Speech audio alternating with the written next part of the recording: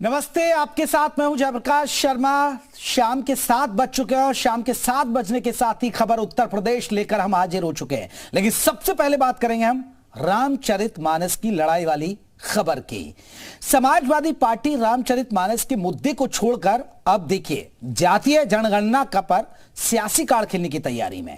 पहले रामगोपाल यादव और शिवपाल यादव ने स्वामी प्रसाद मौर्य के बयान से खुद को अलग किया और आज लखनऊ में सपा कार्यालय के बाहर से लगे गर्व से कहो हम शूद्र के हैं पोस्टर अब हटा लिए गए हैं। अब समाजवादी पार्टी प्रदेश भर में जातीय जनगणना को लेकर प्रदेश भर में अभियान चलाने जा रही है।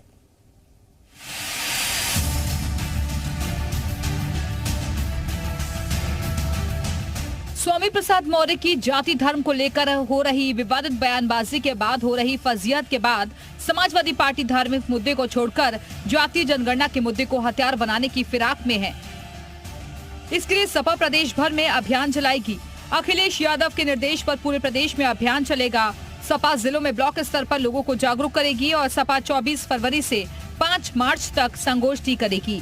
वाराणसी, मिर्जापुर, सोनभद्र में संगोष्ठी होगी और वहीं 4-5 मार्च को प्रयागराज में कार्यक्रम का समापन होगा।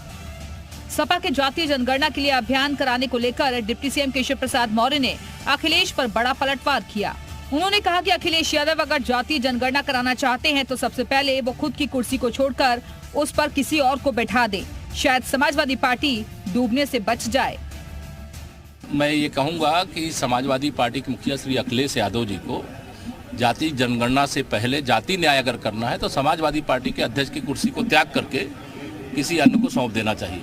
समाप्त होती हुई समाजवादी पार्टी शायद डूबने से बच जाए। वहीं लखनऊ में सपा कार्यालय के बाहर कुछ बदला सा नजारा देखने को मिल रहा है।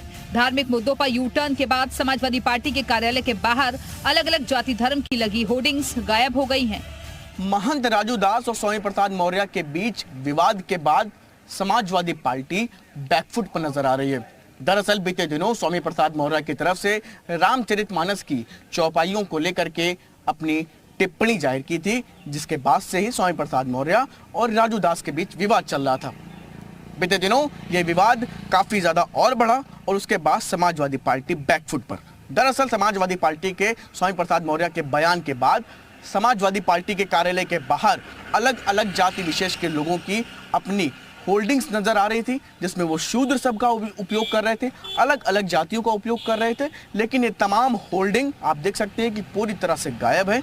और क्योंकि ये गायब इस वजह से है क्योंकि समाजवादी पार्टी की तरफ से अपने प्रवक्ताओं को, अपने नेताओं को धार्मिक मुद्दों के से दूरी बनाने के सख्त लहजे में कहा गया है कि किसी भी तरह से धार्मिक मुद्दों से दूरी बनाएं और जनता से जुड़े हुए मुद्दों पर ही अपनी राय और चर्चा करें। पहले स्वामी प्रसाद मौर्य के बयान से रामगोपाल यादव और शिवपाल यादव का खुद को अलग करना और उसके बाद सपा कार्यालय के बाहर से गर्व से कहो हम शूद्र हैं कि पोस्टर हटवाना, इसके बाद ये कहना गलत नहीं होगा। पार्टी को समझ आ गया है कि धार्मिक बयानबाजी से नुकसान हो रहा है। शायद यही वजह है कि समाजवादी पार्टी ने रामचरितमानस का राग छोड़कर जातीय जनगणना के मुद्दे पर सियासी गोटियां बिछानी शुरू कर दी है। जातीय जनगणना की मांग को और धार देने के लिए अब समाजवादी पार्टी ब्लॉक स्तर पर अभियान चलाने जा रही है। 24 फरवरी से 5 मार्च तक सभी विधानसभाओं में यह अभियान चलेगा, जिसमें पिछड़ा वर्ग समेत अन्य जातियों को जातीय जनगणना के लिए जागरूक करने की बात बताई जाएगी। कैंसन प्रियांश के साथ मयूर शुक्ला, जी मीडिया, लखनऊ।